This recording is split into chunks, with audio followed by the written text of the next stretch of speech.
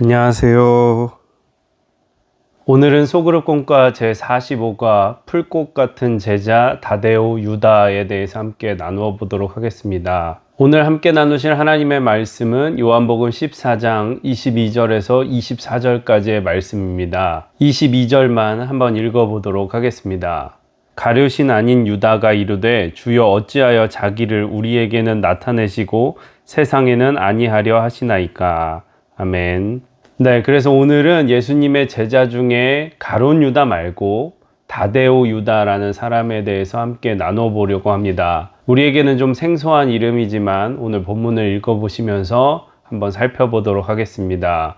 그러면 서론의 내용을 한번 읽어보도록 하겠습니다.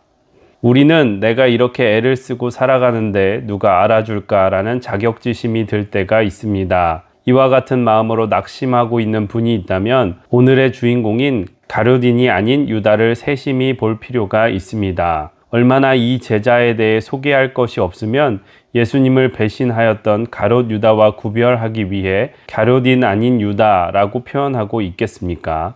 12제자들 중에서 존재감이 없었던 제자가 아니었을까 생각합니다. 가룟인이 아닌 다데오 유다를 생각하면 나태주 시인의 풀꽃이라는 시가 떠오릅니다. 자세히 보아야 예쁘다. 오래 보아야 사랑스럽다. 너도 그렇다. 다데오 유다는 자세히 보아야 이해되고 보이는 제자, 오래 보면 사랑스러운 제자입니다. 그는 잡초처럼 잊혀진 존재인 줄 알았는데 산삼처럼 귀하여 구원의 역사를 일으키는 삶을 살았습니다. 때로는 우리의 인생이 잡초처럼 가치 없다고 생각될 때 이 다데오 유다를 깊이 묵상해야 합니다. 풀꽃 같은 다데오 유다가 어떤 산삼과 같은 귀한 진리를 전해주고 있습니까? 네, 그래서 우리가 읽어본 바대로 다데오 유다는 별로 잘 알려지지 않은 좀 생소한 제자입니다. 그러나 우리가 다데오 유다를 묵상할 때 오늘 서론에서 제시한 것처럼 그가 많이 드러나진 않았지만 그의 삶을 통해서 얻을 수 있는 귀중한 진리가 있습니다. 그러면 본론을 읽어보시면서 어떠한 부분이 그러했는지 한번 자세히 살펴보도록 하겠습니다. 그럼 본론의 내용을 계속 읽어보도록 하겠습니다. 1. 그는 인생의 진정한 행복은 오직 주님께로부터 온다라는 것을 전해줍니다. 마태복음 10장 3절과 마가복음 3장 18절의 12제자의 리스트를 보시면 유다의 이름이 다데오로 소개되고 있습니다. 그리고 누가복음 6장 16절과 사도행전 1장 13절에는 야고보의 아들 유다로 나오고 있습니다. 그래서 아마도 유다가 아버지 야고보가 지어준 본명이고 다데오는 별명이었을 것이라고 생각합니다. 유다의 이름의 뜻은 찬송입니다. 성경 속에 유다의 이름이 어떻게 생기게 되었습니까? 창세기에 나오는 야곱에게는 두 아내 레아와 라헬이 있었습니다. 야곱은 언니이자 첫째 아내인 레아가 아니라 동생이자 둘째 아내인 라헬만 사랑했습니다. 그러니 레아의 마음이 얼마나 한이 맺히고 아팠겠습니까? 레아는 하나님께 기도할 수밖에 없었습니다. 그래서 라헬의 태의 문은 닫으시고 레아에게 아들을 주셨는데 기뻐서 그를 르우벤이라고 했습니다. 보라, 아들이라는 뜻인데 아들을 낳아주면 야곱이 자신에게 돌아올 줄 알았습니다. 그런데 야곱은 여전히 라헬만 사랑했습니다. 슬픔에 잠겨 또 하나님께 간구하니 두 번째 아들을 주셨는데 그를 시므온이라고 했습니다. 그 뜻이 들으셨다라는 의미로 주님께서 자신의 간구를 들으시고 안타까움을 아셨다는 것입니다. 그래서 남편이 자신에게 올 줄 알았습니다.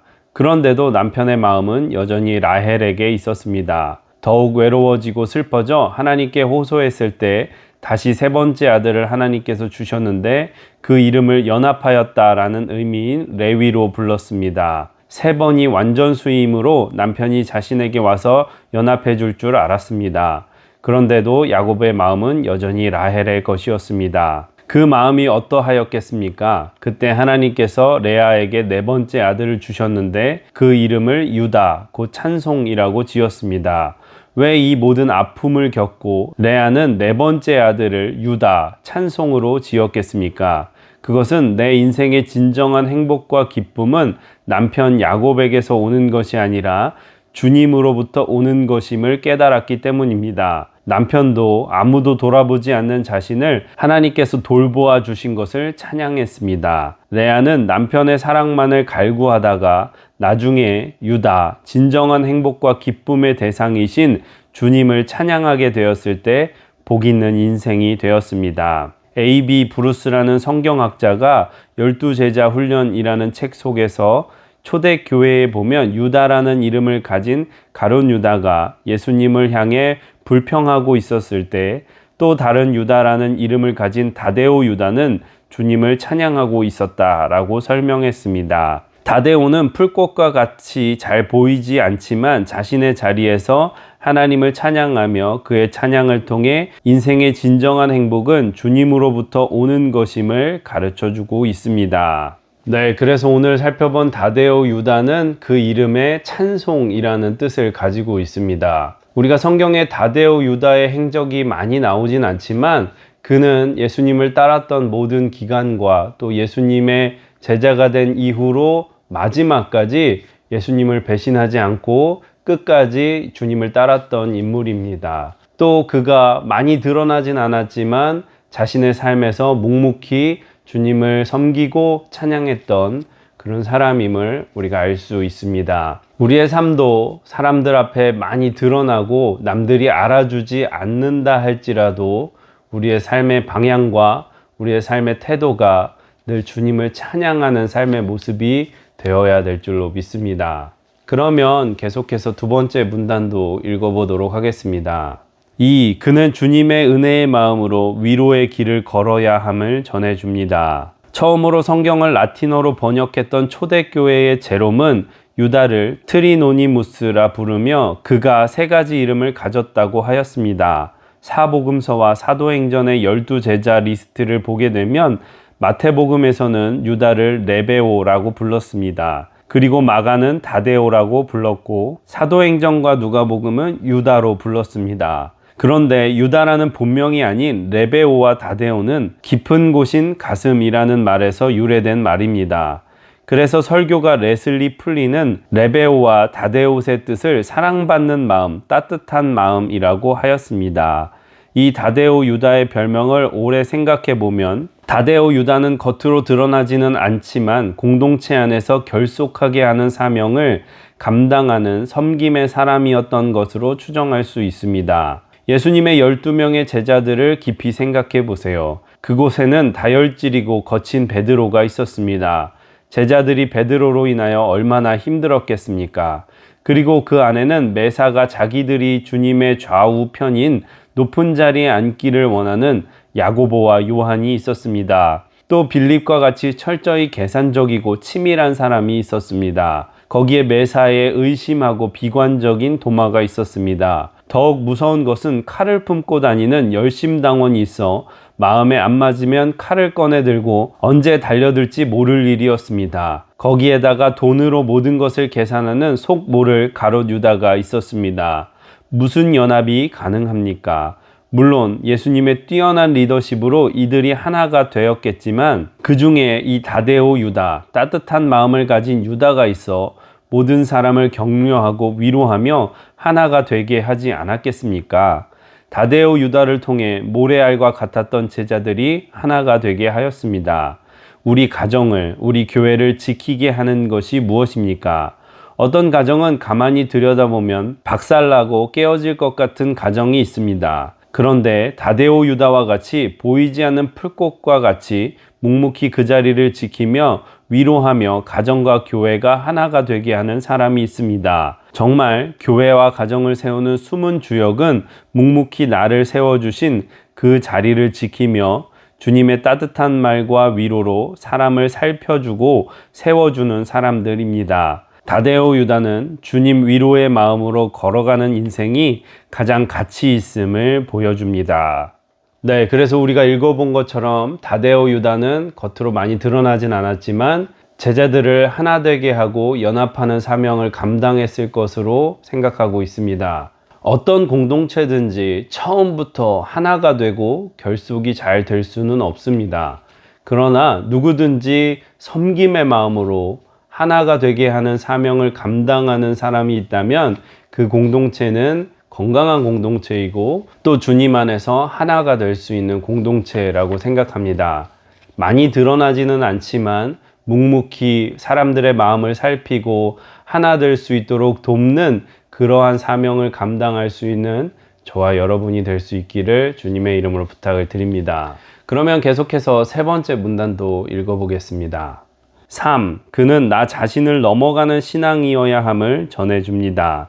사실 다데오 유다의 말이 전해지는 것은 오늘 함께 읽으신 요한복음 한 곳밖에 없습니다. 요한복음 14장의 배경은 십자가에 잡혀 돌아가시기 전날에 예수님께서 제자들의 발을 씻기시고 그들에게 마지막 고별 설교를 하실 때였습니다. 예수님께서 나를 사랑하는 자에게는 내가 그를 사랑하여 나를 나타내리라 라고 말씀하셨습니다. 그 말을 들은 다데오 유다가 딱 한마디를 우리에게 전해주고 있습니다. 주여 어찌하여 자기를 우리에게는 나타내시고 세상에는 아니하려 하시나이까. 완전하지는 않았지만 그 밤에 다데오 유다는 예수님께서 메시아이심을 영적인 눈을 열고 발견하게 되었습니다. 그리고 이것을 깨달은 다데오 유다는 주님, 고통과 아픔과 슬픔으로 가득 찬 세상 사람들을 보십시오. 왜 구세주 되시고 생명 되신 우리의 영원한 반석이 되신 주님을 세상에 보여주시지 않으려고 하십니까? 라고 말했습니다. 다데오 유다는 이 복음이 나만의 복음이 아니라 복음을 기다리는 수많은 사람에게 전해지기를 간절히 소망하고 있는 것입니다. 특별히 한국교회 성도들에게 전 세계 신앙인 중에서도 두드러지는 성향 하나가 나타나는데 그것은 지극히 개인주의적인 자기 위주의 신앙의 모습입니다. 신앙이 자신 안에만 갇혀 있습니다. 예수님의 제자 중에 제일 먼저 자신을 넘어가는 신앙의 고민을 하였던 사람이 바로 다데오 유다였습니다. 그리하여 주여 어찌하여 자기를 우리에게는 나타내 보여주시고 세상에 보여주시지 않으려고 하십니까? 라고 외치는 것입니다. 진정한 기쁨은 내 안에만 감출 수 없고 진정한 믿음은 내 안에만 머물 수 없습니다. 이것이 말로, 언어로, 우리의 삶으로 터져 나와야 합니다. 다데오는 풀꽃과 같이 자세히 보아야 보이는 제자이지만 그는 자기 자신을 넘어 이웃에게로 그리스도의 사랑과 복음을 전했던 믿음의 사람이었습니다. 다데오 유다는 우리 모두에게 나 자신을 넘어가는 신앙이어야 함을 가르쳐 줍니다. 네, 그래서 우리가 신앙생활 하다 보면 나에게 집중하기가 쉬운 것이 사실입니다.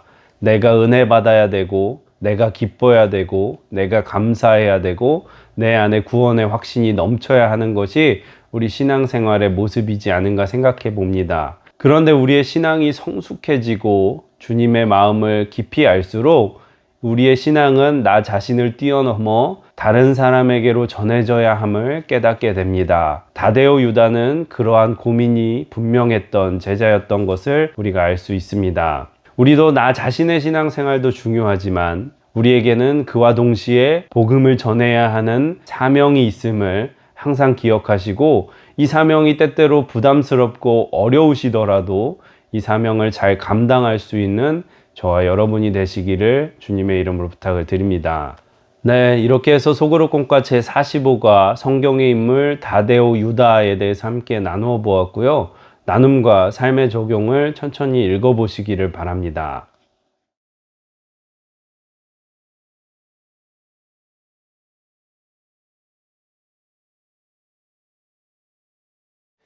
나눔과 삶의 적용을 다 읽어보셨으면 하나님께서 오늘 우리에게 주신 마음을 붙잡고 기도하시고 또 우리 교회 성도님들을 위해서 중보 기도하시고 마치시면 되겠습니다. 수고 정말 많으셨습니다. 감사합니다.